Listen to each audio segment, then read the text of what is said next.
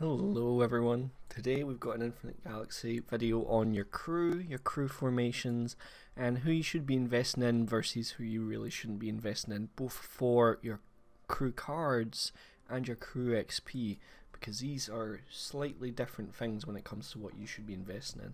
Now I'm making this video today because today is Infinite Galaxy's crew day for Galaxy Star, and I kind of have the same routine every time for this event. I always buy the crew packs because I think they're pretty worth it.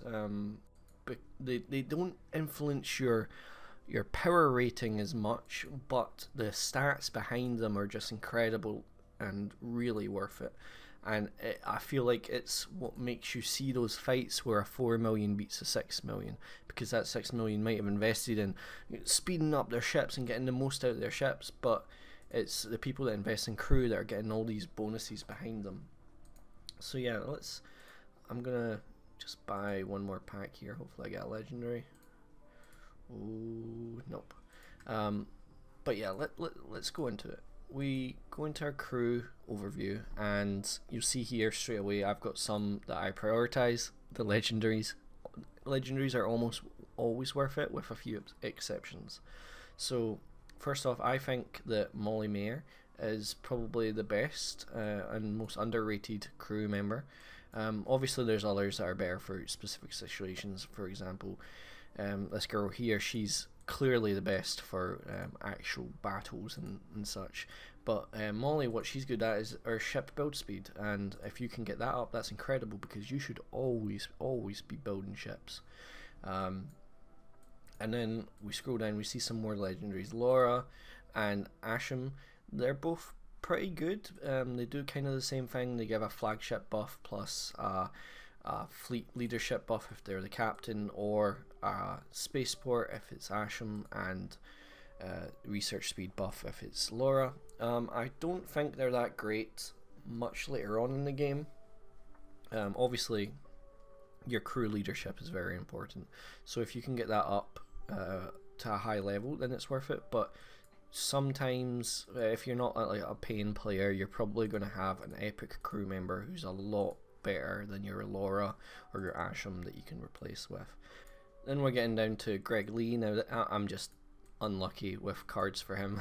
I think he's pretty good. He gives you gather speed and repair speed, which in the late game this is going to be very good because repairs are a very long time. But also if you look at his captains, he's still getting a very high increase to your gather speed, so if you're not repairing, make him a captain. And he gives a navigation speed, which that isn't great, especially for a gather ship. You don't really care about how quickly you can get to the asteroid. But then if I scroll all the way down, you can kind of pause and see some of the crew members that I've kind of got in the middle and at the top. But if I scroll all the way down, we'll see ones that I've got at just level 1. And you'll notice straight away that some of these are level 1, but they're not rank 1. And that's because their skill is actually useful in certain situations. When a crew reset comes up, I'm probably going to reset a lot of these, but for instance, this woman here, she gives spaceport construction speed, so you're going to want to put her in your crew slot if you're ever doing a big construction build and you want to save on your speed ups. And we scroll down, I'm sure there's more. There's the research speed. She's gold. Missile, I actually do use her because my main weapon is missile for destroyers, and that's probably what you want to do as well. I don't think investing crew XP is going to be good with her, because I'm going to replace her eventually, because this buff is it will be overtaken as my other crew level up. But then you see here these guys I don't use at all, and what I do with those credits or those cards that I'm not using, which you should be doing as well, if you go into your trade center, go into the trade center, go to the reclaim shop, and you can actually trade in these cards for reclaim points, and those can be traded in for better crew members.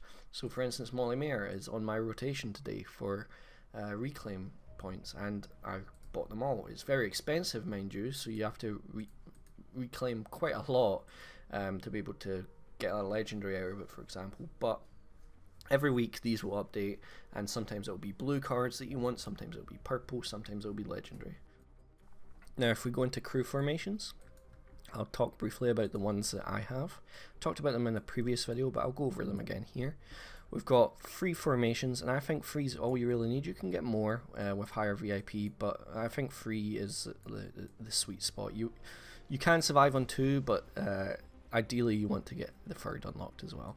So my first one is, you can probably tell, War. I've got that up all the way with combat and with tech. Tech and combat are your 2 main ones. You want to focus on them a lot. Logistics is obviously very good, and it will come passively with your other formation, which I'll get to in a second.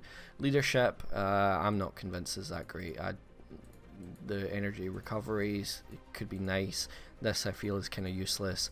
Speed, for me, I like it, but yeah, you probably won't be investing much into command. It will be passive from upgrading your legendaries, because most legendaries give a decent amount of command.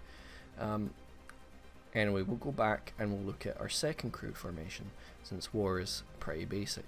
Second crew formation is, as you might guess, a passive, idle formation that I always have on. It's not got as high War, but it's got higher tech and it's got higher logistics, so that I can have this crew formation on whenever I'm not actively playing the game, whenever I'm not going around killing pirates or people. I set this so that I can get the most out of my kind of idle time in the game. Now, it's not the best. I don't really invest in it just now. I invest in my War and I invest in my tech.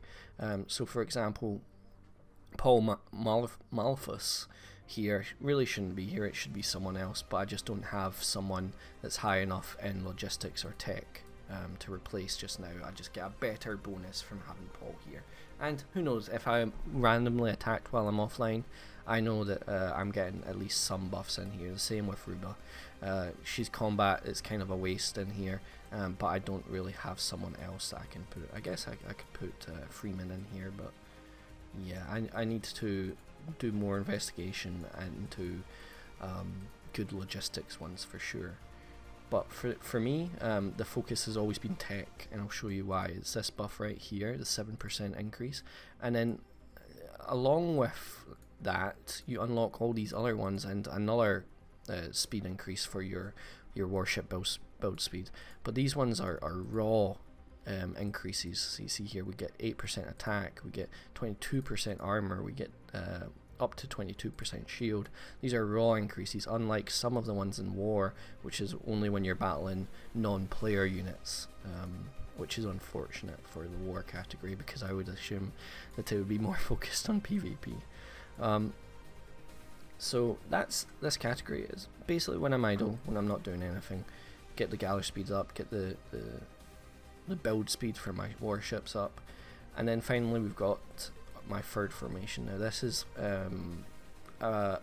where these level 1 players come in, because I only set this formation up for like 10 seconds, and that's because these are people that give a speed increase, or well, that's it, speed increases, or limits for when I'm doing something that only takes a second, and it's not like applied throughout the entire duration. So for example, if I've got this set right now, sorry about that, that was my own. If I've got this set right now and I go to the construction speed for this, for example, that's 2 days 13 hours, right? If I were to take this formation off, that'd obviously increase because I'd lack the person with the increased build speed. However, if I were to click this and then go back into the formations and change it back, you won't see any difference in the build speed. That's because the bonus has already been applied. So basically, the way that you should see these free formations is your first formation is War, second formation is idle, third formation is speed ups for when you're doing a big task. So whenever I activate a big research or a big construction, I always switch to this, activate the construction, come back and switch it back. And that's because these speed ups, I'm sure you can go back in the video and see that time has never changed right there. these times have never changed. And that should be your crew formations, in my opinion. If you've got anything else, let me know. I don't know what other crew formations you might have, but I'm interested to hear. And yeah, have fun with Galaxy Star, and make sure to keep upgrading your crew, because they are super important. And even if you upgrade them all and get them all to max rank, all the ones that you need, you can put those reclaim points in, and you now have this outlet in the reclaim shop to, oops, I'll get that in a moment. You have this outlet in the reclaim shop where you can now change them into XP, speed ups, or just resources. So it's always good to invest in your crew, in my opinion. Anyway, that's all for this video. Thanks so much for watching. If you want to see more Infinite Galaxy content, please do like this, comment, subscribe. It really does mean a lot. Thank you so much. Cheers.